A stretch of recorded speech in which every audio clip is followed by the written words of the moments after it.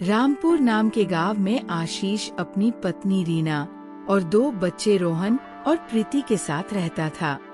आशीष अपना एक छोटा सा ढाबा चलाता था। आशीष बड़ा ही लजीज खाना बनाकर बेचता था, जिससे उसका ढाबा ठीक ठाक चलता था। वाह यार आशीष, क्या लाजवाब खाना है। तुझे पता है इतना स्वादिष्ट पालक पनीर मेरी माँ भी बनाया करती थी यार। उसके ढाबे पर उसके गांव और आसपास के गांव के लोग खाना खाने आते रहते थे। जुलाई का महीना शुरू हो चुका था। उसका ढाबा कच्चा बना हुआ था, जिस कारण बरसात के समय में वहाँ पानी टपकना शुरू हो जाता था। बरसात में उसका धंधा मंदा हो जाता था। उसके ढाबे पर कम ग्राहक आने लगते हैं। हे भगवान, पिछले 10 दिनों से बहुत ही कम ग्राहक आए हैं ढाबे पर। अगर ऐसे ही चलता रहा तो कैसे काम चलेगा। कहीं ऐसा ना हो कि फिर मुझे अपना ढाबा बंद करना पड़े। आप चिंता मत कीजिए जी, ऊपर वाला सब ठीक कर देगा। बारिश में लोगों को आने में थोड़ी दिक्कत तो होती है, ऊपर से ढाबे में पानी भी टपकता है, शायद इसलिए कोई नहीं आ रहा है। आज मैं भी आपके साथ चलती हूँ ढाबे पर। वह दोनों ढाबे पर चले जाते हैं। उस दिन भी खाना बनाते हैं, लेकिन उस दिन भी बारिश के चलते कोई नहीं आता। लगता है आज भी ये सारा खाना गरीबों में बांटना पड़ेगा। आज भी कोई ग्राहक नहीं आया। उस दिन भी वो लोग सारा खाना गरीबों में बांट देते हैं। एक दिन आधी रात के समय गांव में तेज तूफान आता है और जोर जोर से बिजली कड़कती है और बिजली उसके ढाबे पर आ गिरती है, जिस कारण उसका ढाबा जल जाता है। ये क्या हो गया रीना, अब मैं क्या करूं? मेरी तो रोजी रोटी ही चल गई। मेरी भी कुछ समझ में नहीं आ रहा है जी, लेकिन आप टेंशन मत लीजिए, नहीं तो आपका बीपी बढ़ सकता है। दिन प्रतिदिन बारिश बढ़ती जा रही थी। आशीष उसी बारिश में काम ढूंढने निकलता है, लेकिन उसे कहीं भी काम नहीं मिलता। उल्टा सारा दिन बारिश में भीगने के कारण उसे सर्दी लग जाती है। जैसे तैसे वो लोग अपना दिन काट रहे थे।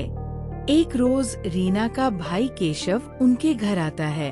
अरे जीजा जी, इतनी बारिश में रोज रोज काम ढूंढने निकलते हैं, बेकार में परेशान हो रहे हो। इससे तो अच्छा ये होगा कि आप मेरे साथ चलो और मेरी दुकान पर काम करो। वैसे भी मेरा आदमी गांव गया हुआ है, मैं आपको महीने के आखिर में तनख्वाह दे दिया करूंगा।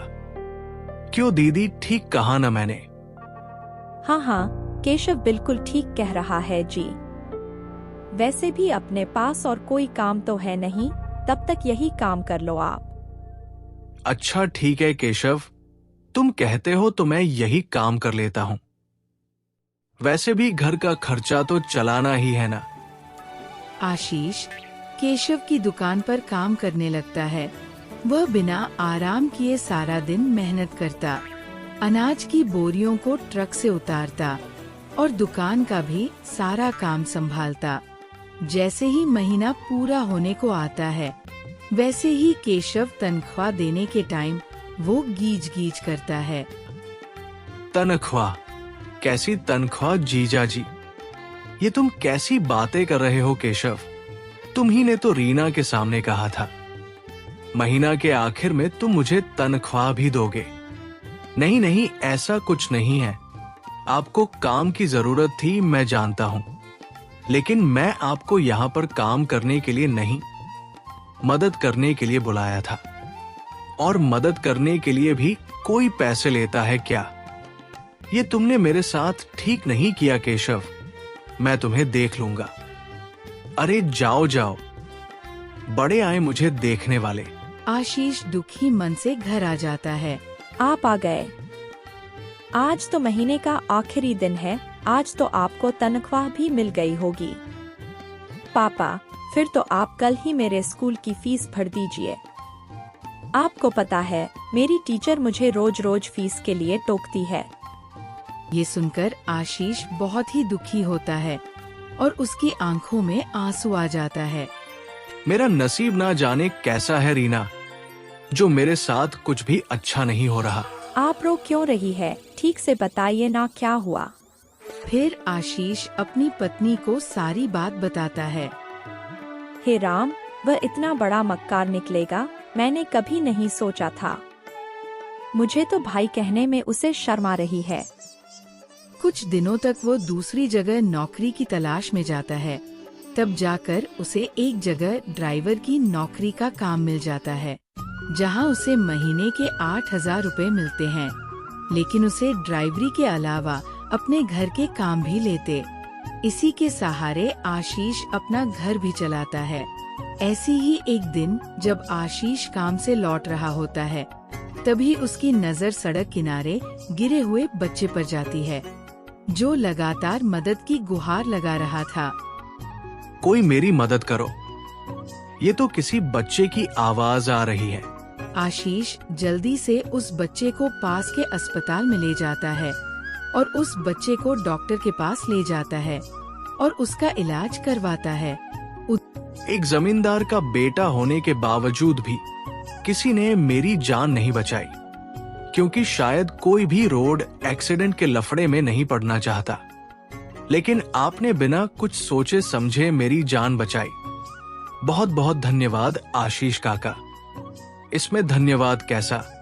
तेरी जगह अगर मेरा बेटा होता तो क्या मैं उसका जान नहीं बचाता? उधर जैसे ही जमींदार को ये बात पता चली, वह दौड़ा दौड़ा आया और अपने बेटे को गले से लगा लिया।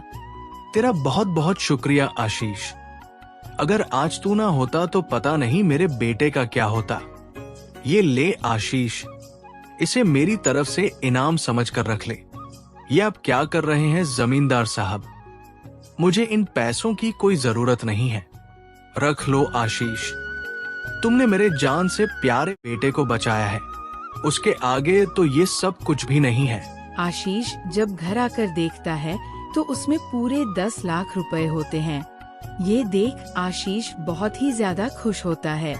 आशीष जल्दी से सड़क किनारे अपनी जमीन पर खुद का पक्का ढाबा खोल लेता है। सड़क किनारे होने से ज्यादा कमाई होने लगती है।